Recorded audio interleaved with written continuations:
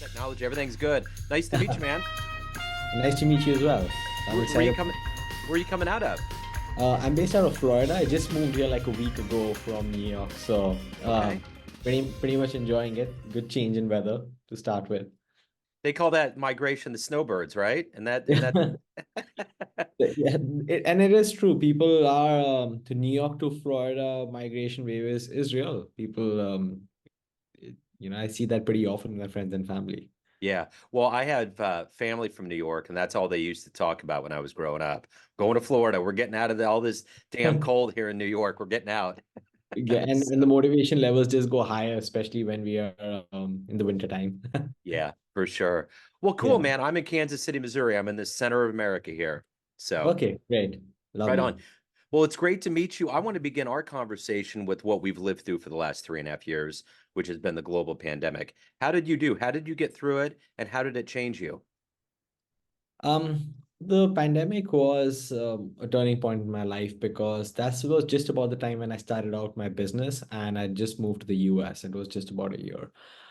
As challenging that time was, and I was far away from family and friends, it had two options. One is to give in to what's happening, and everything happening around was really real at that point. Every time you're getting calls, messages from friends and families, bad news, watching the TV, but I actually took that as an opportunity to work on my own mindset and personal development. So I got more into waking up earlier, going for my morning runs, listening, reading more books, audiobooks. Me and my wife got into this personal development routine. And despite it being the first full year in my new real estate business, we didn't have an option but to make it work because though COVID was there, we had that mindset every day that there is somebody in this marketplace who needs my services today.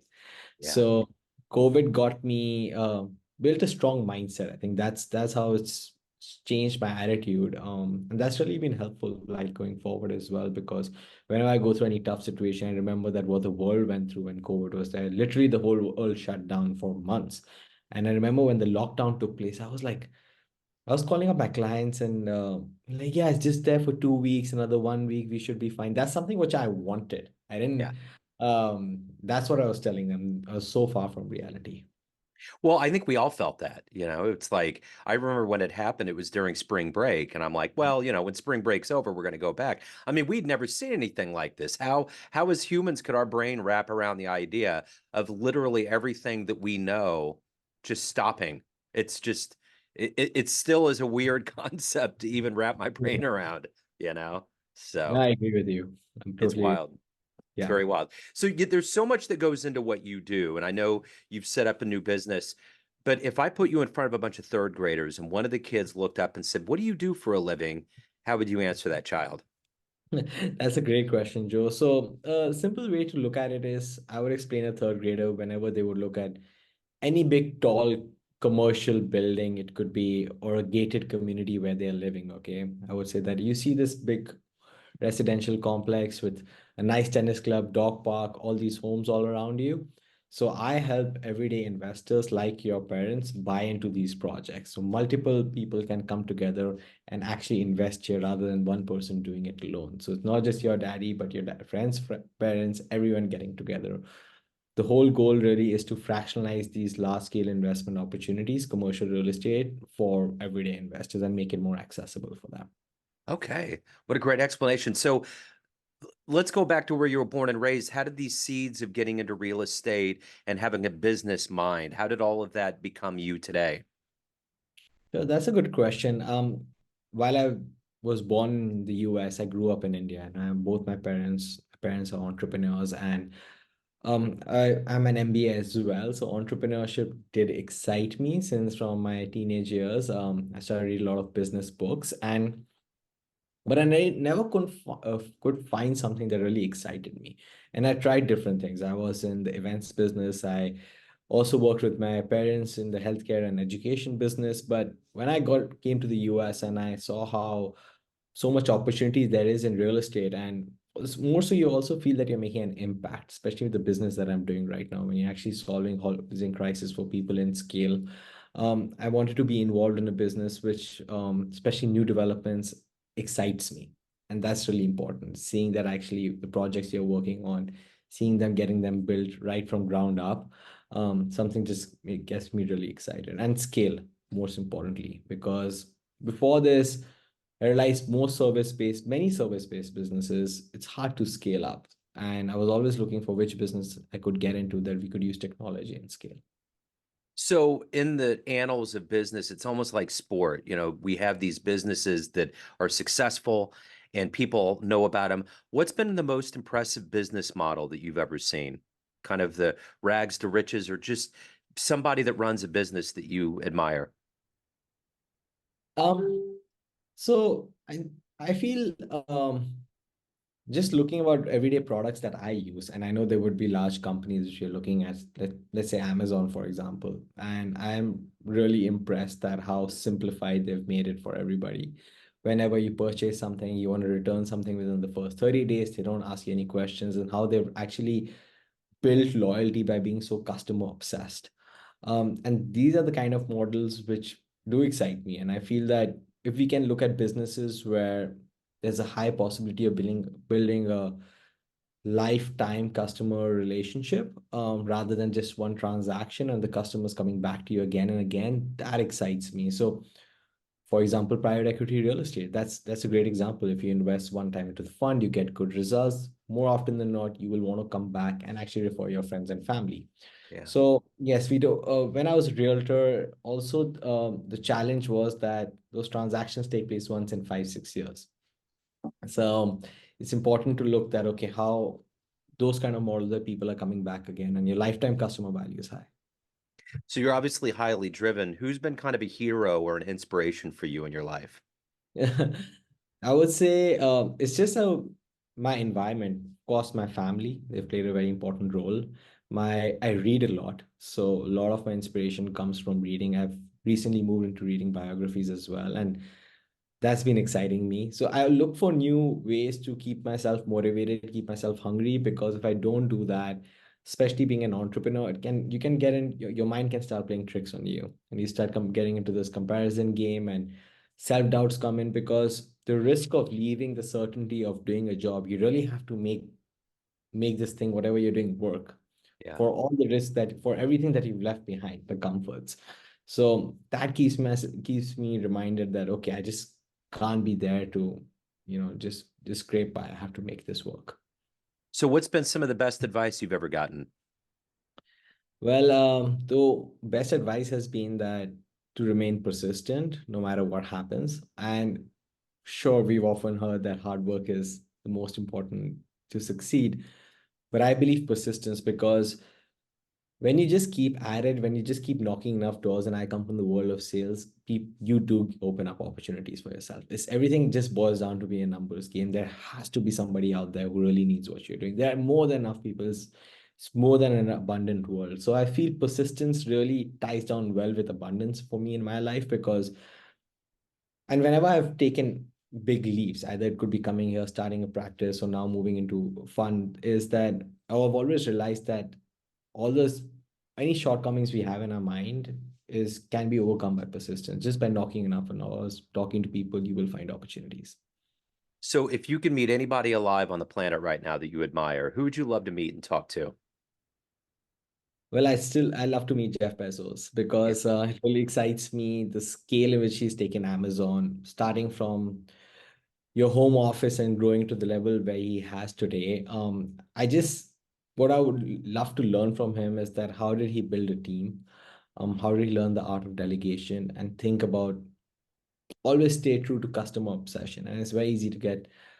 And I'm sure with the 30-day returns and different more customer pro policies, it could impact the bottom line, but still they're so successful and being so true to the policies. That excites me to see a leader and how true you can be to your vision and actually rally people behind you. So every day you wake up, you obviously have goals and there's things that you want to do. What's that motivation for you every day to not only get things done, but to evolve and be who you are? My um my motivation every day is to see that how can I just keep getting better and moving ahead. So while goals is a good way to just have a number and something to track, but I'm not a big goal believer because it kind of also limits your mindset. I like to see that, okay, if this is a goal, what if I could grow it? What if I can actually do something to exceed my goals and try for a 2x or 3x? Because if not anything, or even 5x for that matter, because forces my brain to think of new ideas. So I'm all the time thinking that, okay, what can I do right now to scale up? This is a great book which I've recently been reading, called 10x is better than 2x. And it really breaks down the concept of what you are really good at, focusing on the 80-20 principle, which is the Pareto principle that says that 20% of your activities gives you 80% of the results. So every day in the morning, to keep myself motivated, I'm looking for which are those 20% activities I can do and I can do really well, to grow my business and my life. So what was one of the best things? So going back to India, what do you miss about India and what do you like about living in Florida? What's one of the best things? With India, of course, I miss my family, friends, and culture. That's where I've grown up. That's where my education has been. I'm still very involved with the culture, and I feel I'm in a unique opportunity to have the best of both worlds, being an American citizen and being here. And I'm also very proud of the impact the Indian community has made over here in the US. What I love about the US is that it's truly the land of opportunities. So you can be here, and it's not just in terms of starting up or being an entrepreneur. Even if you want to do a W-2 or a job, if you're good, if you're willing to work hard, opportunities do open up for you. And I've noticed that over here and um, and it's so true because people from the outside noise would say that American dream does not exist, but it's very much there. If it's really for you to go and shake the trees, look for opportunities, knock doors, people want to speak with you. People are open, and that's why some of the world's best companies, actually the world's best companies, come out of the US, which are creating innovative products and changing the world because that's ingrained in the US culture. And I'm really fascinated by that each day when I get up there. Okay, wow, I'm in this land where some of the biggest changes in human lives have come across by the products and services that US companies have created. So yeah, I think it's very people are very innovative here, very entrepreneurial here. People are all ears to learn, to improve and grow. That excites me being in the US. So you with what you do, you provide opportunities to people. What's been one of your best success stories? My best success story will be the first big client I worked with in during the COVID period. And the reason is it's going to be special since, just to give the audience some perspective, Manhattan is obviously a very expensive luxury market, and a $1 to $2 million range would still be something which is considered average. So it's only when you go above $2 million you consider high, and luxury is 3 million plus. So not counting the commission part, but to cross the 2 million number, being first in the business and literally 15 months in a new country, someone giving me an opportunity, COVID, you can't, showings aren't taking place, and you really have to, I'm calling agents left, right, and center. Please try and get me in. You have mask issues and what the world's really going down, and keeping a strong mindset. And I know how I secure the client by just being honest, that I will work hard for you. Just being honest that I was on top of my market data. I was able to give very good advice and let the client know that I'll work harder for you than anybody else. And I lived up to that promise. So while I've had many different levels of successes after that, the first one is going to remain very special, just keeping in mind the circumstances. So of all of the things that you've done so far in your life, what are you the proudest of? Um, I feel I'm proudest of the business school I graduated with and winning an award at the end of it. So I graduated from the Indian School of Business, which is ranked number one in India, and it's a Kellogg Wharton founded school. While getting into the school is great, but what I'm more proud of is exiting the school with a Torchbearer Award, which was given to me for my leadership skills and all round skills. And my parents were very proud at that moment. They'd come for my graduation, and my mom still has that in her room, the certificate. So yeah, that would probably be the proudest moment for me. So as an avid reader, what was one of the first books you ever read that really kind of blew you away that you loved that maybe you revisit? Um, so many of them, but the very first one which got me into the reading habit was in 2017, Think and Grow Rich. And Think and Grow Rich was, I was just reading online, looking for good books, and I came across Think and Grow Rich. And it's obviously an all-time classic, and it really shook me up on multiple levels because that book was probably written in the 1930s and is still so applicable till today. And that's when I really understood the power of mindset, the power of visualization, the power of affirmation, setting goals, and having a definite purpose. Apart from that, a book which is very close to my heart is Alan Carr's Easy Way to Stop Smoking. The reason being because I was I was smoking for over 10 years, a packet each day. And that is a very bad habit, which I'm not proud of. And I just started off really early and just got addicted. And that's what happens when you're in high school or in early days of college, you don't realize what you're having. And that cigarettes was my vice. And I never knew that I'll be able to get off this habit. And I reached a point that I was getting frustrated and I knew it was bad for me, what to do. And I came across this book, and I know Ashton Kutcher had recommended it and a few Indian celebrities as well. And I was like, okay, $10, how bad can the book be? It can't be worse than the situation I'm in right now, right? Yeah. And not only I'm blowing my life away, apart from the money, the health, you're smelling all the time. You feel like a slave because you're in between a meeting, you want to go rush out, have a cigarette, like after a meal, after coffee. So I read the book and wow, what an amazing book. Because and actually it's true to its title, Easy Way to Stop Smoking. You read that book, by the end of it, you just quit. It's as simple. No, and after finishing reading that book till date, and it's been almost 7 years now, I've never touched a cigarette. And my friends and family are like fascinated at how did this happen. In fact, I've gifted people the book and I write about it on social. I feel that if even if one person gets the book, and I know a few people who actually quit smoking hearing my story, and after reading this book, I'm actually making a positive impact on someone's life.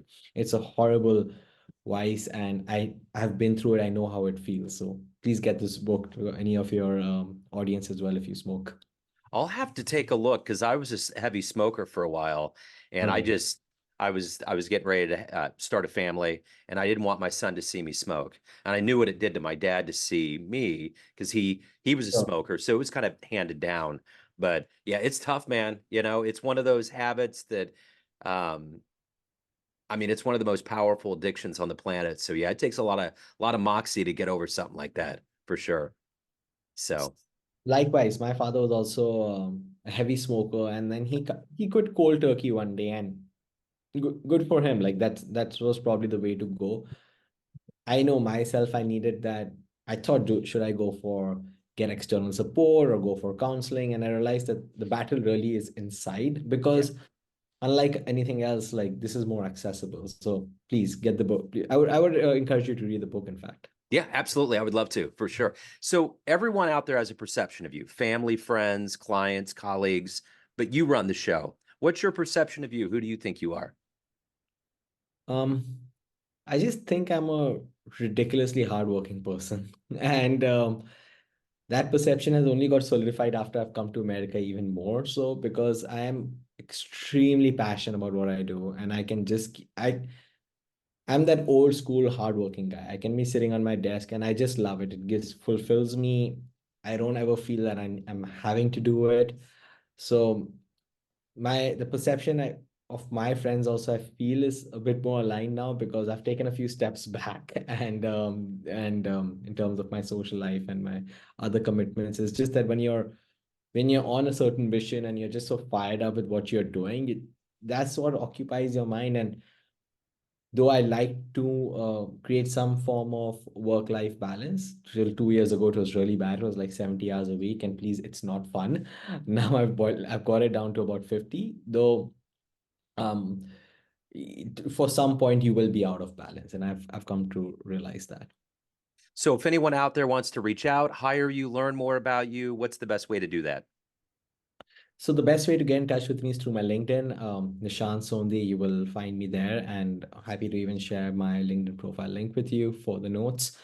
If you would like to just learn more about the US real estate landscape, just have a conversation to know where you are in your investing journey, or just curious on how there's a path out there, especially in commercial real estate, I'd love to have a conversation with you. If not, we could just connect on LinkedIn and get to know each other. Right on. This has been wonderful. Thank you for your story, man. Thank you for opening up your world, and best of luck with everything. Have a great holiday. Thank you. Thank you, Joe. Thank you so Thank you. much. Take care.